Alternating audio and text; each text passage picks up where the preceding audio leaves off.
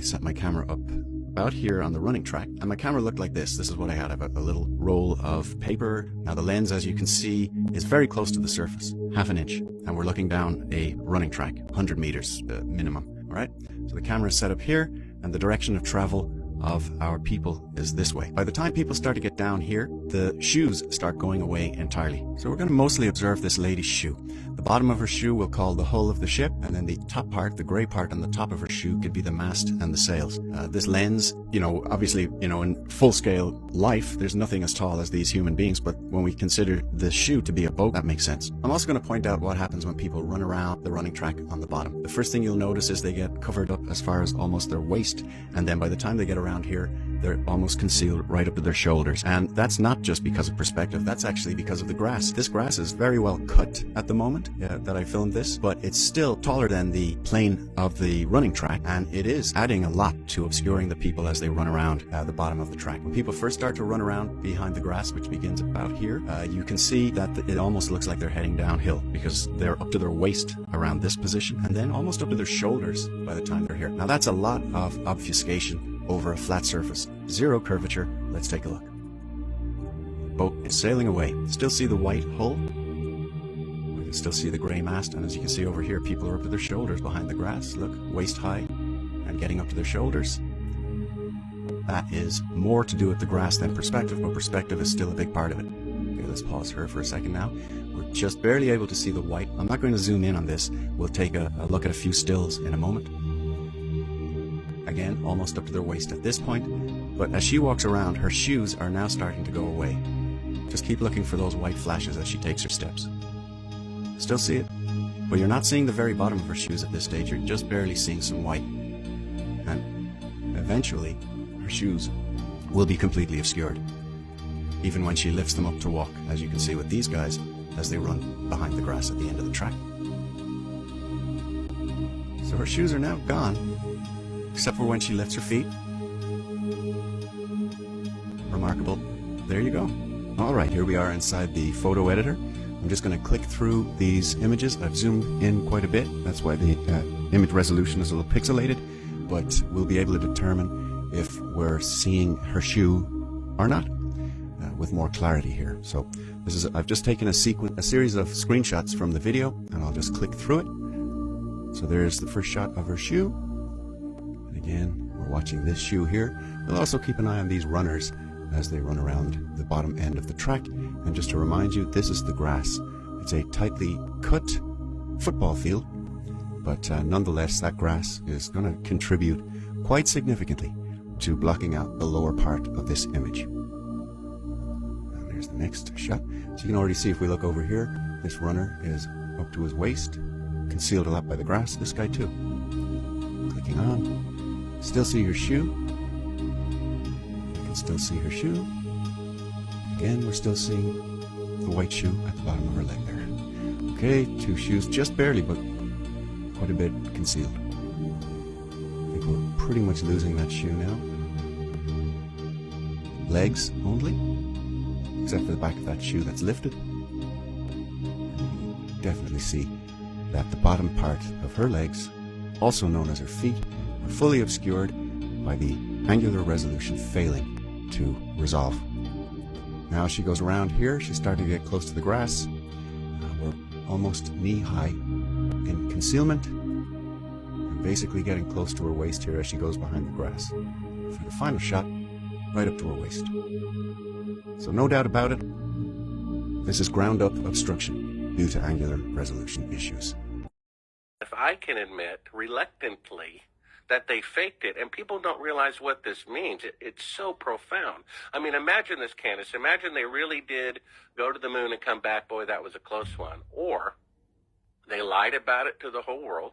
They embezzled an equivalent of $250 billion. They printed it on coins, on stamps, in the encyclopedia, and gave them medals of honor for being such good liars. And, according to people I've interviewed, relatives of dead astronauts who were murdered by the CIA. Their opinion, not mine. If that's true, which sadly it is, That is so much more profound than if they actually went. So what we have is one of the greatest events in human history is the faking of the moon landing by the most powerful nation on earth.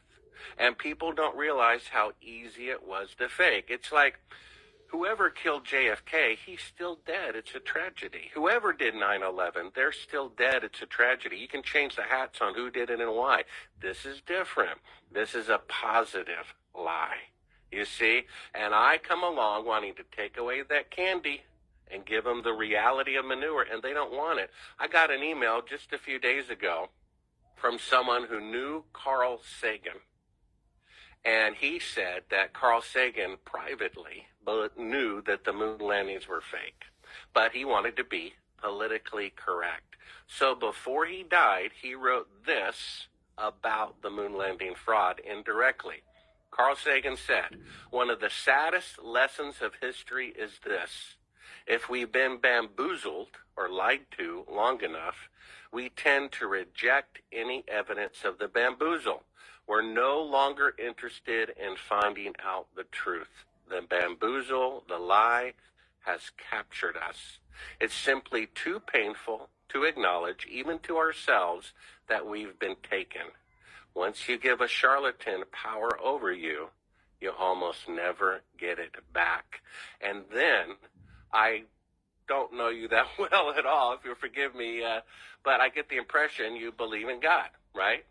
Mm-hmm. Okay, so what we have at the beginning of A Funny Thing Happened on the Way to the Moon, we show the Tower of Babel, which according to Genesis 6 was built to show off. We're going to make a name for ourselves. It was never finished. The Messiah said, if you start a tower and don't finish it, you're a fool to the whole world. Then the biggest machine ever built in the technological age, the Titanic, put in print the ship that God himself could not sink. Tower of Babel never finished. Titanic never made one voyage. And then Richard Nixon, who knew they were not on the moon, said putting a man on the moon is second in greatness only to God making the universe. Wow. You see that? This is a blasphemous event. How ironic in a fallen world that the most powerful nation on earth ends up being one of the most corrupt, and the greatest accomplishment is a complete fraud. The most published female writer in the world, Ellen White, about the Tower of Babel, said the following, that if the truth comes out about the moon landing, and it might, could be true about that as well. She said the monument to their pride became a memorial to their folly. Imagine if the truth comes out. And we have an eyewitness, which... Do you know about the Tartarian Empire? If you don't, that's very bad, but it's okay, I'll explain. So the Tartarian Empire was an advanced civilization, which once ruled in what we know today as Russia, but also spread into the Americas. When the empire was destroyed, it was removed from history and wiped off the map. This is the official Tartarian flag. They are the ones that built buildings like this, and like this, and yes, buildings like this. They were the ones who built the so-called Tesla Tower long before Nikola Tesla. They're known for constructing buildings with antiquitech, a natural atmospheric energy conductor that produced free energy. And a lot of people ask, why would they remove this from history? Well, what if you knew that in the past we had free energy, electricity, and advanced technology? It would make you question everything we've been told about history. I'm a flat earther. Usually the term flat earther is associated with someone who isn't scientifically literate or a particularly critical thinker. So I wanted to make this video as a demonstration that we actually know what we're talking about. You can be a scientist and believe the Earth is flat. We do exist. And I bet there's more of us out there than you might realize. I'd actually argue that most physicists are flat earthers in hiding. And the evidence for this is in how we teach our students. Regardless of the topic that you're teaching, you should always lead with what's most important. What should the primary takeaways of the course be? And that's exactly what we do for our first-year physics students. We introduce them to motion in a flat, two-dimensional plane. When they're solving projectile motion problems, there's no reference to the curvature of the Earth because it's obviously not needed. Okay, but with education, you shouldn't just be force-feeding your students answers all the time. No one learns that way. They have to learn how to distinguish between what's fact and what's fiction, which is why later on in the semester I introduced them to Newton's law of gravity to see, as a first test, who can smell the BS. So when I have students coming up to me afterwards saying, I really don't understand Newton's laws, this makes no sense to me, that's how I know I'm doing a good job, because it shouldn't make sense, right? It's not right. Gravity isn't real. Good afternoon, aloha from Florida, here with one of my children, zooming in on condos. Go ahead there, David. Oh, there you are. Zooming in on condos in New Smyrna Beach, 30 miles away. There they are. Bottom right.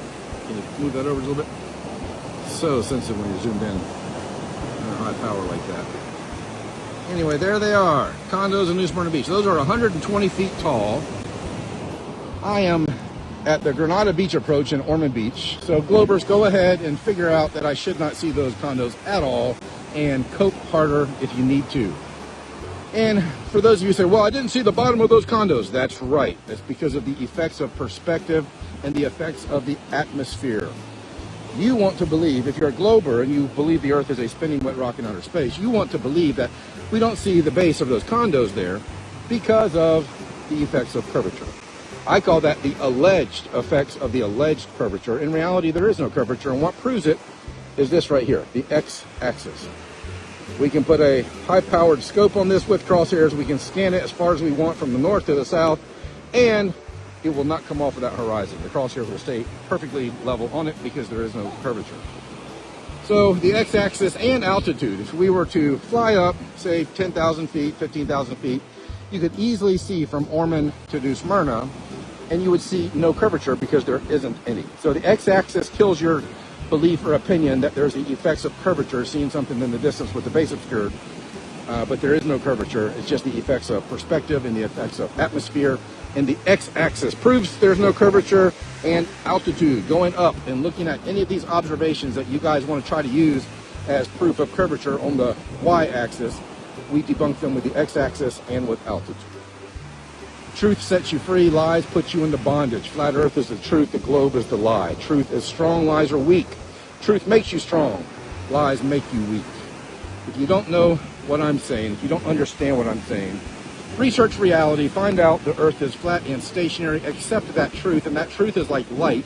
Lies are like darkness, but the light of the truth of Flat Earth can shine into your mind, and you will begin to see things that you have never seen before, because you have more light in your mind, in your heart, your soul, your emotions. This is a spiritual realm just as much as it is a physical one. Truth has benefits, lies have consequences. Truth creates peace, lies create stress. Truth creates clarity, lies create confusion. Flat Earth is the truth, the globe is the lie. Check out Taboo Conspiracy on YouTube for dozens of observable, measurable, repeatable experiments proving there is no curvature. Have a great day. And the one thing to remember here, if you're making still water, it's always flat, always level. So every little line that you put in it must be basically flat. You can go anywhere you want to go with it, but you have to keep them straight. Okay? If you're making still water, it's always flat, always level. It's always flat, always level. A worldwide event that left so many remains melted and scorched. You can see the blackening and charring on so many of these melted structures. Most of these structures are still buried from the many resets that occurred after them. This is a perfect one. To the right of that archway, you can see a lot of that structure deformed and buried under the stone, and that undeniable scorching.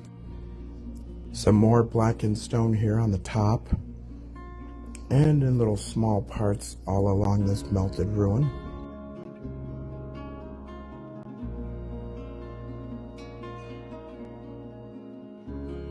Our eyes are useless when our minds have been made to be blind. Most people will never connect the dots because they never see the extent of the melting. When you've ever seen maybe one or two examples that ever look like this, and they tell you it's erosion, that lie's easy to buy.